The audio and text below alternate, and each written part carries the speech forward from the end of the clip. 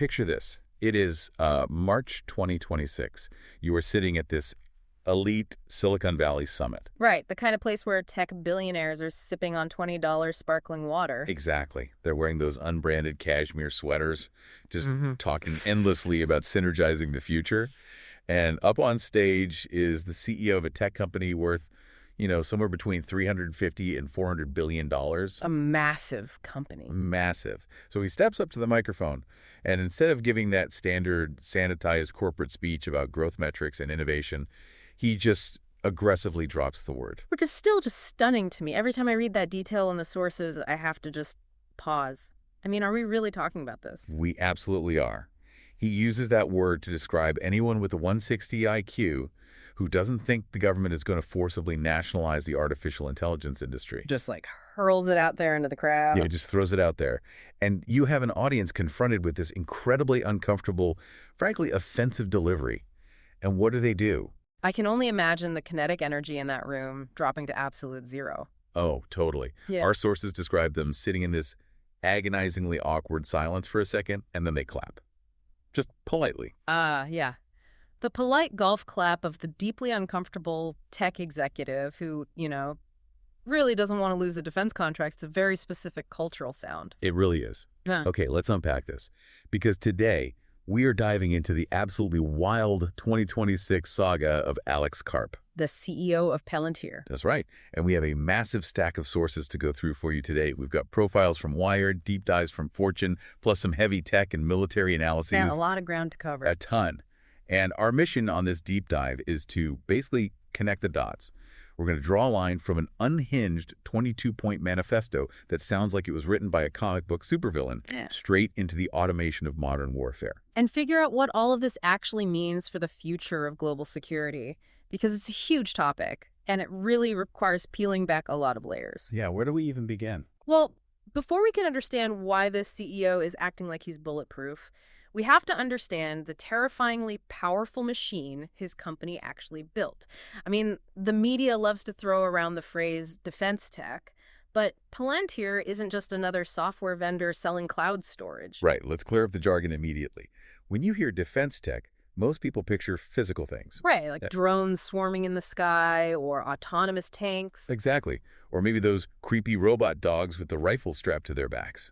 But Palantir doesn't manufacture any of that hardware. Not at all. If we look at the modern military-industrial complex and you think of, say, OpenAI or Anthropic as the brain, and traditional defense contractors like Anduril or Lockheed Martin as the muscle, Palantir is the central nervous system. Oh, the nervous system analogy is incredibly apt. I love that. They aren't building the bomb. They are building the software that ingests the absolute chaos of reality to tell the bomb exactly where to go. And when to get there. They vacuum up satellite feeds, intercepted emails, thermal sensor data, even like logistics spreadsheets. Just all of it. Yeah, they process it all and spit out actionable coordinates. But how does that actually work in practice? Like, let's say a commander is sitting in a war room staring at a screen. Right. How does Palantir's tech actually connect the dots between spotting a threat and eliminating it? So what's fascinating here is that if that commander's looking at a screen, they're likely looking at a platform Palantir built called Gotham. Gotham. Like Batman. Exactly like Batman. Gotham is specifically for defense and intelligence. Its entire job is to take all those disparate data feeds, the satellite imagery, the intercepted radio chatter, and overlay them onto a single unified map to identify threats. So it solves what the military calls the data silo problem. Precisely. Because historically, the Army uses one database, the Navy uses another, and the CIA has a third. And they do not talk to each other. Which seems like a massive flaw. Huge flaw. So Gotham acts as the translation layer for all of them. Okay, so Gotham identifies the threat. But what about the logistics? If Gotham says, hey, target spotted, how does the supply chain know to actually move the missile to the base that needs to fire it? Are they using the same system? Yeah, is it all Gotham? Not exactly. That requires a bridge to the commercial and logistics side, which is their second major platform. It's called Foundry. Foundry, okay. Yeah, Foundry breaks down data silos for supply chains. It's what ensures that the intelligence officers using Gotham knows what the right hand, the logistics officers managing inventory, is doing. That makes total sense. And Foundry is also what they sell to civilian hospitals, manufacturers, and energy companies to optimize their operations. Right. But in 2026, you really can't have a tech conversation without talking about large language models. And the military has massive amounts of classified, highly sensitive data. Oh, They absolutely. can't just type national secrets into ChatGPT. No, which is the exact vulnerability Palantir capitalized on. They rolled out AIP, the artificial intelligence platform. So what does AIP do differently? It's essentially a secure sandbox. It allows users to build AI agents and run large language models on private, classified networks without leaking any data back to the public internet. Okay, so we have Gotham, finding the target, Foundry managing the supplies, and AIP letting you chat with your classified data. But here is the piece of the puzzle that just blew my mind in the research. What's that? All of this software usually lives in massive climate-controlled server farms, right? How do you get these incredibly complex AI models to run on a literal tank in the middle of a desert with zero internet connection? Oh, yeah. That is the hardest technical hurdle in modern warfare. And it's solved by their fourth pillar, which is called Apollo. Apollo. Right. Apollo is their deployment system. It is designed to take these massive software updates and push them to the absolute edge of the battlefield. The edge meaning like active combat zones. Exactly. It allows this highly complex AI to run on a disconnected server sitting in the back of a Humvee or like a submarine. I have to say, looking at the sheer engineering scale of this, it is objectively impressive. It really is an engineering marvel. But the business model behind it is so uniquely absurd. They don't just sell the military a software license and say, hey, good luck, here's an instructional PDF. Not at all. Palantir employs what they call forward-deployed engineers.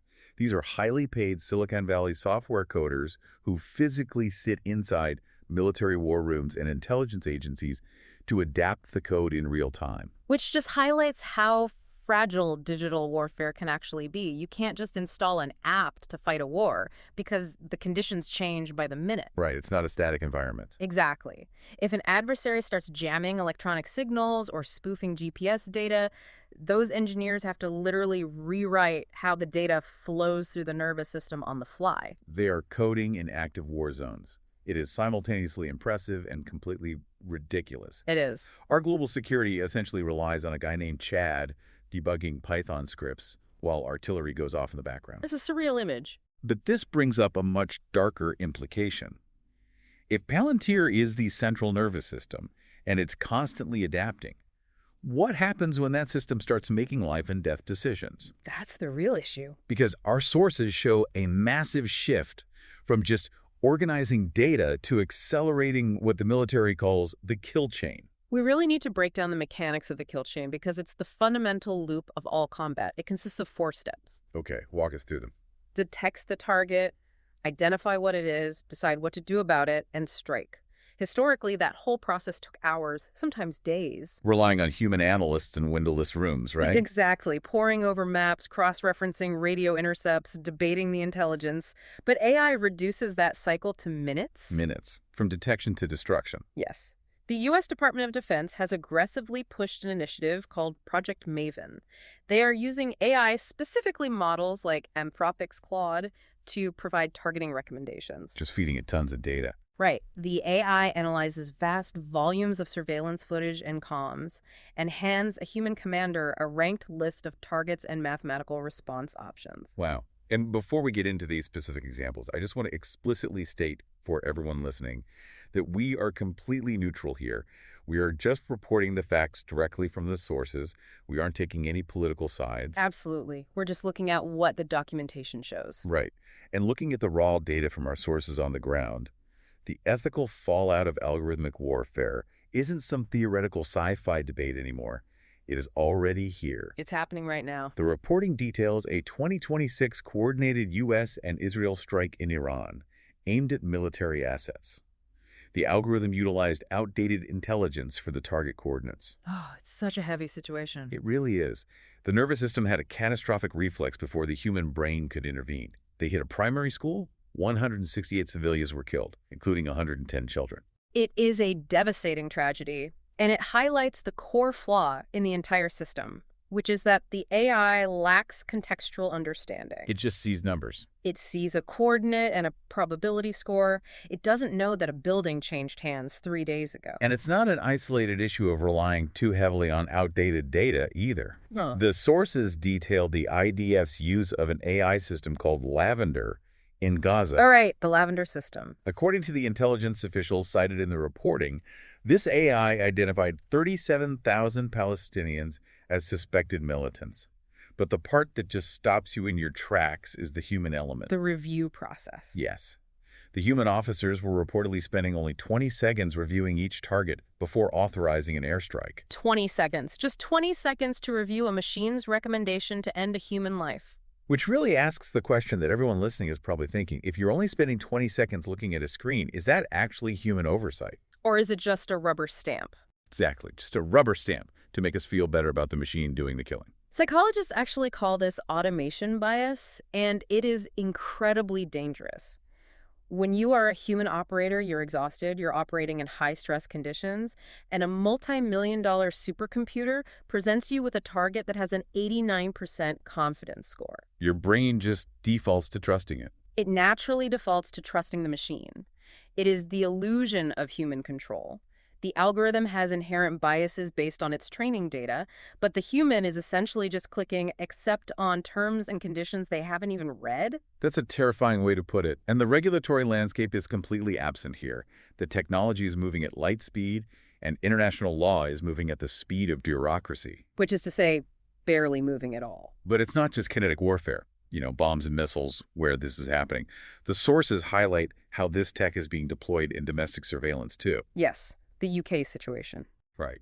The UK Ministry of Defence recently signed a £240 million contract with Palantir, and it sparked immediate fear over something called the Mosaic Effect. The Mosaic Effect is a concept that truly illustrates how algorithmic pattern recognition works.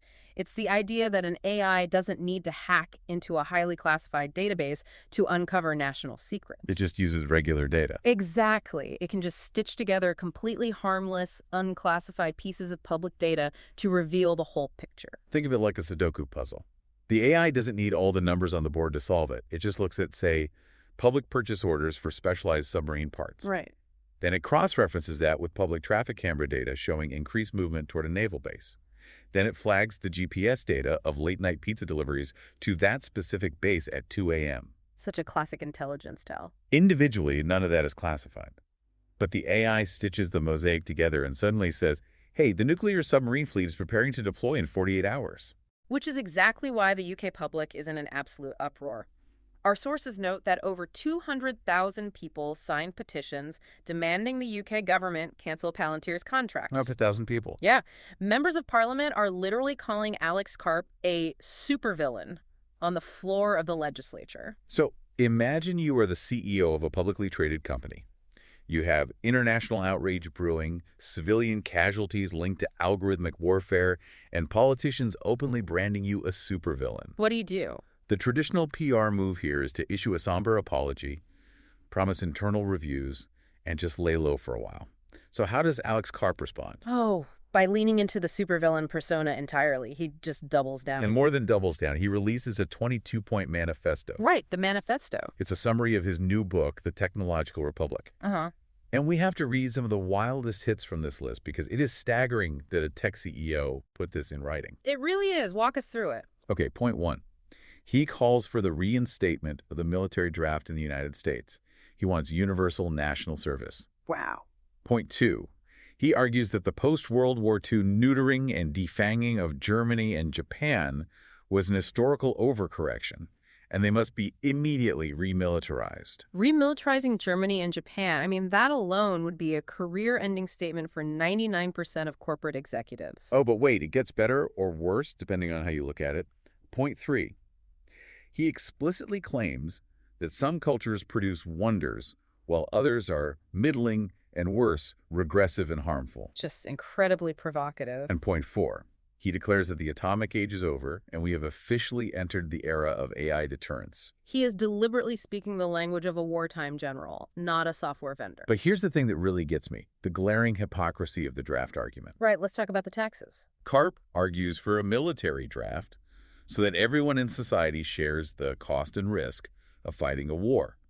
It sounds like this noble call for shared sacrifice.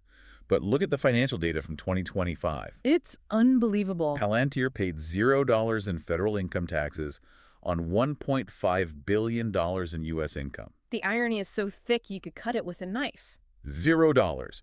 The message is basically, you, the average citizen, go fight in the algorithmic trenches, and I'll stay back here and keep the corporate tax breaks. It is so brazen. But to understand the actual mechanics of why he is saying this, we have to look at Karp's Horseshoe theory of AI. Okay, what is that? This is the underlying fear driving his rant at that Silicon Valley summit we discussed at the very start. Right, the summit where he threw out their word. Why is he so angry at his peers? Karp is terrified of the political horseshoe effect. Imagine a horseshoe, right? The two extreme ends actually bend back to be very close to each other. Right, so the extremes meet. Exactly. He believes that the far left, who despise the military-industrial complex and the ethical nightmares of AI in war, and the far right, who despise the idea of unelected tech billionaires holding geopolitical power, are going to unite. But unite to do what, exactly? Just regulate them heavily? No, to nationalize the AI industry entirely. Karp thinks that if tech companies don't enthusiastically fall in line and serve the national defense, the government will just step in and take the technology by force. Wow. And in the context of 2026, his paranoia isn't entirely baseless. Because we have a Trump administration that is actively trying to militarize Silicon Valley, our sources point out that the administration banned Anthropic's technology from certain federal agencies. Specifically because of their safety guidelines. Yeah, because Anthropic refused to drop its safety guardrails regarding autonomous weapons. Exactly. Karp is looking at an administration demanding total compliance and an industry that still wants to play both sides. The rest of Silicon Valley wants the government money, but wants to keep their hands clean. Right. They want to pretend they can disrupt the world without getting their hands dirty. But Karp has already built the nervous system for the kill chains. He has picked his side, and he is furious that his peers won't do the same. Okay, so we have the technology, we have the ethical nightmare of the kill chains, and we have this wild manifesto. But who is the man actually driving this? That's the best part. What is his underlying philosophy? Because when you look at Alex Karp on paper, his biography makes absolutely no sense. The contradictions are truly extraordinary. I mean, he defies every stereotype of a defense contractor CEO. He really does. He's 58 years old. He's openly dyslexic, which he says always made him feel like an outsider in traditional academia. Right. He lives on a remote 500-acre compound in New Hampshire. He is a fanatical cross-country skier. And this is the part that completely broke my brain. He holds a PhD in neoclassical social theory from a university in Germany. And we really have to emphasize, he didn't just study anywhere in Germany. He studied under Jürgen Habermas. Wait, Habermas. The philosopher whose entire life's work is about democratic ethics, public communication, and communicative rationality. It's the very same. How does a defense tech CEO reconcile building automated kill chains with studying under the godfather of modern ethical discourse? I am genuinely lost here. Well, if we connect this to the bigger picture, this is where the sources deliver the ultimate aha moment. One of the analysts dug into Karp's actual doctoral dissertation from Germany. Okay. Do you know what his thesis was actually about? I can't even guess. What was it? It was a deep dive analysis into how taboo speech allows audiences to express aggressive drives and relieve their own internal dissonance. Wait, really? Yes.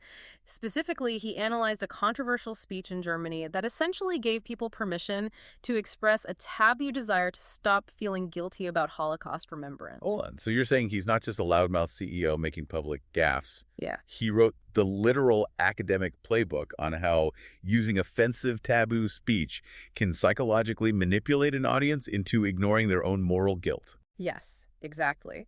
The experts analyzing this suggest that Karp is currently weaponizing his own PhD thesis in real time. That changes everything about how we should view his manifesto. It's not a meltdown.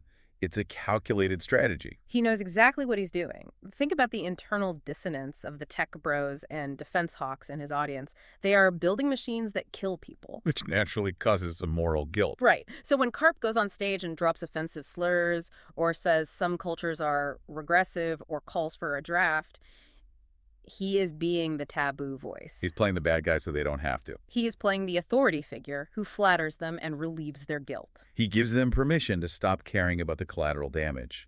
He frames all criticism, whether it's about algorithmic bias or bombing civilians, as just woke left or woke right political vendettas. Exactly. By doing that, he shuts down the complex ethical debate immediately. He's actually genius in an incredibly dark, twisted way. And the most alarming part is that it works. The market absolutely rewards the narrative. You can see it in the stock price. Palantir trades at a massive meme stock valuation premium. We're talking a price-to-earnings ratio of over 230. Which is astronomical. For context, a normal, healthy software company might trade at a PE of 30 or 40. Which just proves your point. Bluster is a business model. In the defense tech world, you have to convince investors that the world is incredibly dangerous and that only your proprietary nervous system can save Western civilization. And you have to kick the door down loudly, Yeah. because the traditional defense contractors, the Boeings, the Raytheons, they already have the entrenched government relationships. You have to be the loudest guy in the room to get noticed. So what does this all mean for you? Let's zoom out here for the listener. Yeah, let's synthesize this. We are looking at a reality in 2026 where artificial intelligence is rapidly replacing white-collar jobs. But at the exact same time, it is being fused into global military kill chains. Right. And the people governing this fusion, the people building the nervous systems, are unelected tech billionaires who absolutely refuse to apologize for it. In fact, they write manifestos demanding more of it. And we cannot stress this enough. This is not a pitch for a dystopian sci-fi movie. These operating systems are currently running. They're live. They are in hospitals managing patient flow, they are in corporate supply chains routing cargo, and they are in active war zones determining who lives and who dies right now. It's an incredibly heavy reality to process. But there was one line in all of our research that really stuck with me, a moment where the philosophical mask just slipped completely. You're thinking of the quote from the 2025 earnings call, aren't you? Yes. Amidst all the high-minded neoclassical social theory and the 22-point manifestos, Karp just said the quiet part out loud to his investors. He said, "Our mission is to scare enemies and, on occasion, kill them." It is the most brutally honest thing he said all year. He knows he's been branded a supervillain by UK politicians and human rights groups. And he doesn't care. No, he genuinely believes that being a supervillain is a net positive for Western security. It's chilling. Which brings me to the thought I want to leave you with today. We spend so much time in pop culture worrying about whether artificial intelligence will eventually turn evil and take over the world like Skynet. Right, the classic Terminator scenario. But looking at all these sources, the mechanics of the kill chain and the philosophy of the men building it, the real question isn't whether the AI will rebel. What is it then? The real question is, what happens if the AI does exactly what we tell it to? But the people giving the orders have already decided that ethical guardrails are just a sign of weakness. That is a terrifying thought to mull over. And the audience just sits in awkward silence and claps politely. Thanks for joining us on this deep dive. We'll see you next time.